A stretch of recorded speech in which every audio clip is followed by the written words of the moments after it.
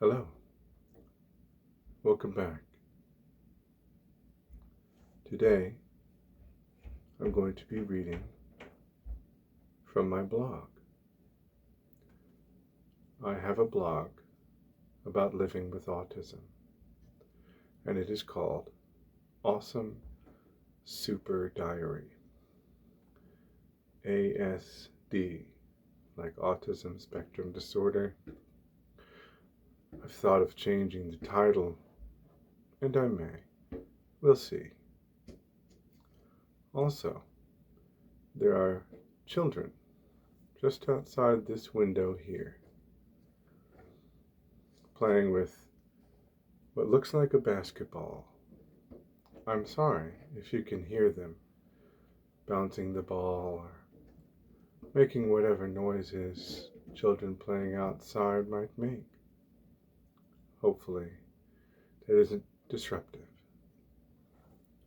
The entry that I'm reading today is called I Named Them Like Goodall. And this is from March 30th, 2018.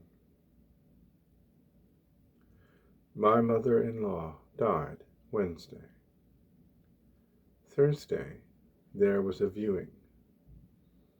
The funeral was today, Friday. The viewing lasted 9 hours, and my wife and I were there the whole time.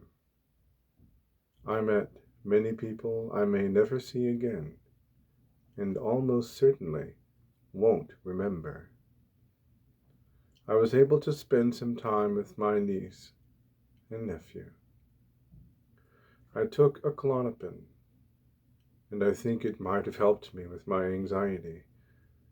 With the exception of my trazodone, I'm not very good at telling whether or not my meds are working. I have no feelings about the experience. I wasn't close to my mother-in-law. I'm not sad about her death. I know that other people are, and I'm sensitive to that. I find that the best way to be the most helpful is just to stay out of the way of people's sorrow. It rolls along no matter what. I express sympathy by agreeing with people and saying that I understand. I do. It's not pretense. I have sympathy. I genuinely care about people. I just can't draw the lines of my care. I don't have very deep emotions.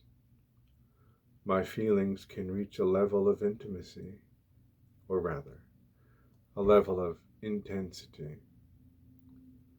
But they generally don't last very long. Trying to think about how my feelings work is difficult, and I often come up with nothing. I'm not stoic, though I can appear so. I'm just mostly flat. At the visitation, I went to my mother-in-law in her casket.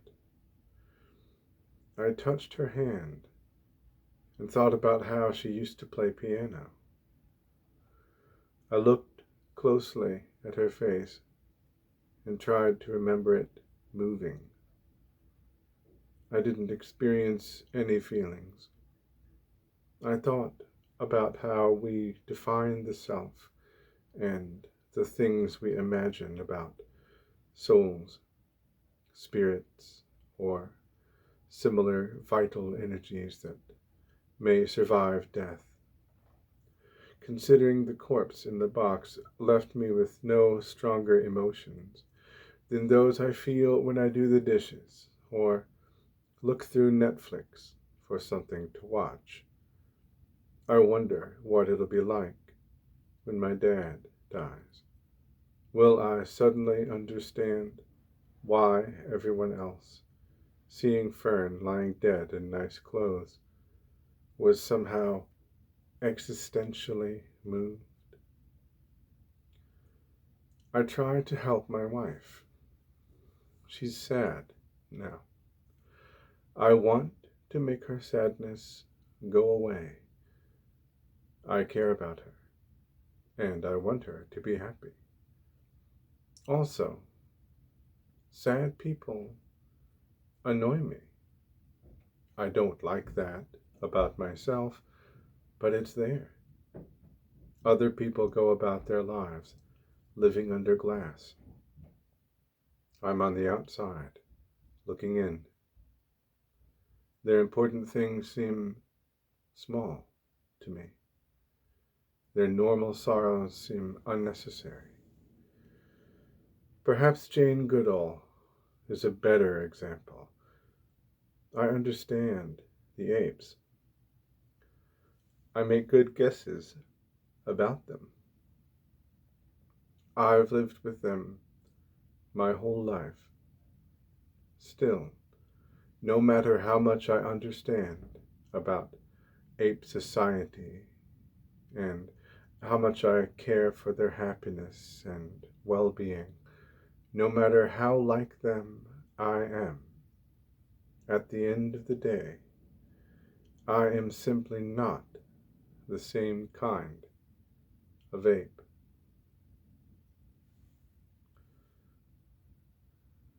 Now, as I mentioned, that was from March 30th, 2018. I'm bad at math, so I'm going to do math on my fingers now. Enjoy that. 18, 19, 20, 21, 22. That was almost 4 years ago. And as I read this, I find myself wondering, do I still feel the way I felt when I wrote this? There are some things in this that even I find shocking, perhaps somewhat tactless. I probably should have said at the beginning of this video that I will be discussing death. I know that some people are sensitive about that kind of thing, but I'm unsure how I feel about the process of deciding what I might do to mitigate other people's sensitivity. To what degree is someone else's sensitivity my responsibility? This all goes back to a very old and still popular question. What do we owe to each other? I don't know the answer. In fact, I'm not interested in exploring the answer or exploring the question in search of the answer. I'm not interested in that. What do I owe to other people? Do I owe it to them to warn them that I'm going to be talking about something that might make them feel uncomfortable? Perhaps I do. If so, leave me a comment. Tell me, please, how you feel, what you think I should do. Let's turn this into a discussion. Hopefully, you're still relaxed at this point. A question arises. Do I care about people? If I don't, why am I doing what I'm doing right now? Why do I have any interest in helping people relax? I can't answer that. I can say that I do care about people, but I suspect that I don't care the same way other people do. My care is a little bit different. It's hard for me to believe that people care about each other. I don't know what it's like for you to care about people. I've said before, and I believe this goes nicely with the theme of what I just read. I know what humans are like, but I don't know what it's like to be human. Now, you may find yourself saying, well, of course you know. You are human, Ryan. And I understand that response. But I often feel inhuman. And there is yet more in my blog to explain that statement. To put it briefly, at the end of this video,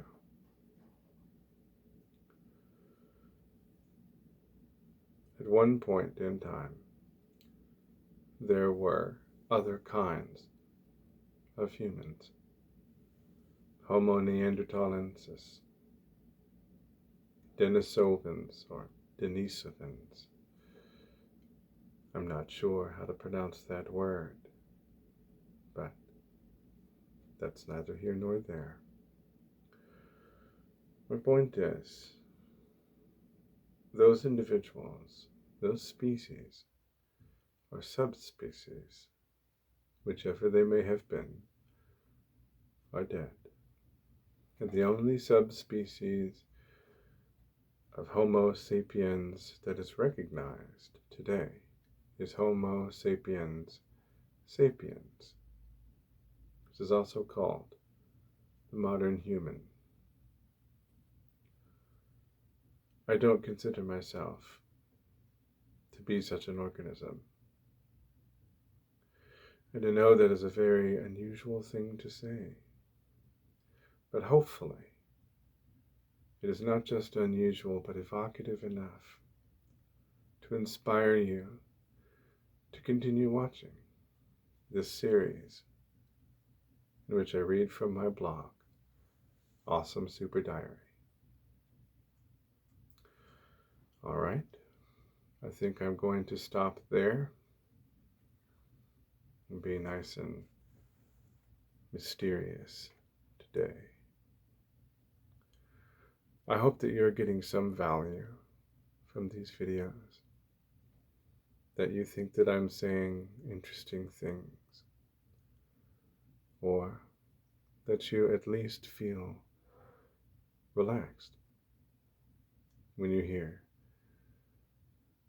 my voice. If you do, please leave a comment. Let me know what I might do differently. What would help you more? What you would get the most value out of. I appreciate your input. And thank you for watching and listening. I will see you next time. Have a great day.